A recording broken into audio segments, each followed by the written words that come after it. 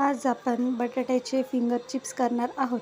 तर आपण या ठिकाणी 2 बटाटे घेतलेले आहेत आणि त्याला आपण सुरुवातीला शिलून घेऊयात.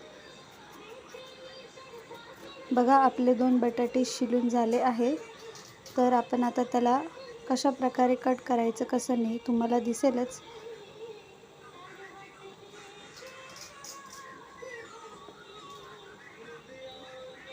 तर त्याला सगळं सेपरेशन करून घ्यायचं फिंगर चिप्सला.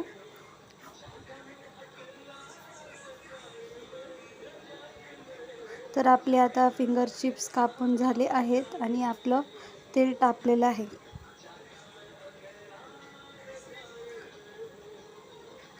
आता आपले फिंगर चिप्स तळायला टाकलेले आहेत. तर मग आता आपण त्याला हलवून घेऊयात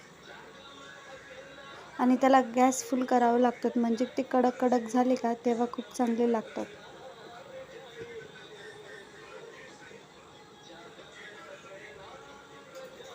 त्याला सारखं हलवायचं नाही, थोडा वेळ झाला की मग हलवायचं आणि नरम राहू द्यायचे नाही, त्याला कडक कडक थोडेफार ब्राऊन होऊ द्यायचे. बघा आपले आता ब्राऊन झाले आहेत. हे लहान मुलांना खाण्यासाठी पण खूप छान आहे. मुलांनी जर एकदा खाल्ले तर ते तुम्हाला परत परत मागतील. खूप एवढा टेस्टी पदार्थ आहे हा. त्याला आपण आता सर्व करून घेतलेलं आहे. त्यावरती थोडं मीठ टाकायचं. खूप छान लागतात ते. खाऊन बघा एकदा, टेस्टी.